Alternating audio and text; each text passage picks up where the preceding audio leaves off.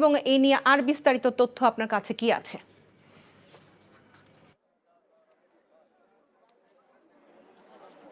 হ্যাঁ লোপা, শিক্ষার্থীদের কিন্তু দাবি ছিল দুপুর 1টার মধ্যে তো ওনাকে পদত্যাগ করতে হবে প্রধান বিচারপতিকে, এবং তার আগেই কিন্তু একটা নীতিগত সিদ্ধান্ত নিয়ে সুপ্রিম কোর্টের যে পিআরও জনসংযোগ কর্মকর্তা তিনি আমাদের শফিকুল জানিয়েছেন যে নীতিগত সিদ্ধান্ত নিয়েছেন, এবং সন্ধ্যা নাগাদই কিন্তু ওনার যে পদত্যাগ পত্রটি সেটি রাষ্ট্রপতির কার্যালয়ে পাঠানো হবে এমনটা জানিয়েছেন। তো আমরা এই মুহূর্তে যদি বলি, ছাত্ররা কিন্তু কোর্টের সকালবেলায় অবস্থান নিয়েছিল যখন শুনেছিল যে ফুল কোর্ট সভা ডেকেছেন প্রধান বিচারপতি 10:30টায়, ভার্চুয়ালি হওয়ার কথা ছিল। তারপরে তারা এখানে এসে আন্দোলনে নামেন এবং জড়ো হন। তারপর তারা যখন আবার শুনেন যে তিনি নীতিগত সিদ্ধান্ত নিয়েছেন পদত্যাগের, তখন তারা কিছুটা শান্ত হন এবং এখন তারা কোর্ট থেকে আস্তে আস্তে চলে যাচ্ছেন। আইন শৃঙ্খলা রক্ষাকারী বাহিনীর সদস্যরা কিন্তু এখানে এসে তাদেরকে বোঝাচ্ছেন যে যেহেতু কোনো অপ্রীতিকর ঘটনা যেন না ঘটে, সবাই শান্তি শৃঙ্খলার সহিত যেন হাইকোর্টের যে ভিতরে যে এসেছেন তারা যেন এখান থেকে চলে যান। তো আমরা দেখেছি যে সবাই আস্তে আস্তে যাচ্ছেন,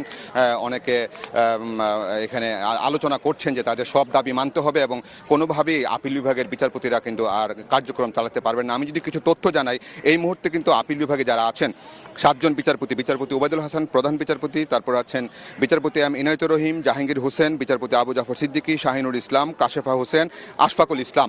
তবে আমরা যেটা গুঞ্জন শুনছি যে 6 জনই পদত্যাগ করবেন এমনটা, আর তবে আশফাকুল ইসলাম তিনি পদত্যাগ হয়তো করবেন না এবং উনি হয়তো ভারপ্রাপ্ত প্রধান বিচারপতি হতে পারেন। তাহলে আপিল বিভাগ কিভাবে চলবে? সেক্ষেত্রে হাইকোর্ট থেকে বর্তমান যে অন্তর্বর্তীকালীন সরকার হাইকোর্ট থেকে সিনিয়রিটির ভিত্তিতে, জ্যেষ্ঠতার ভিত্তিতে বিচারপতিদেরকে আপিল বিভাগে নিয়োগ দিবেন। সেক্ষেত্রে কারা আসতে পারে, কাদের নাম আসতে পারে, সেটাও আমরা যেটা জানতে পেরেছি বা একটু আলোচনা হচ্ছে সিনিয়র হিসাবে, যেমন সৈয়দ রেফাত আহমেদ, তিনি সাবেক তত্ত্বাবধায়ক সরকারের উপদেষ্টা ছিলেন, যে সৈয়দ ইশতিয়াক আহমেদ ওনার ছেলে সৈয়দ রেফাত আহমেদ, তিনি সিনিয়রিটির ভিত্তিতে আছেন হাইকোর্টে।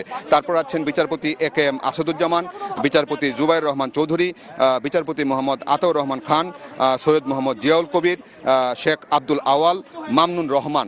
তারা এখন সিনিয়র হিসেবে হাইকোর্ট বিভাগে আছেন এবং তারা হয়তো আপিল বিভাগে আসতে পারেন যদি সেই 6 জন পদত্যাগ করেন এবং প্রধান বিচারপতি সহ। তারপরে কিন্তু আপিল বিভাগ তাদের কার্যক্রম চালাতে পারবেন এবং আসলে আশফাকুল ইসলাম আবার প্রধান বিচারপতি হবেন কি হবেন না সেটা কিন্তু আসলে পরবর্তী সিদ্ধান্ত।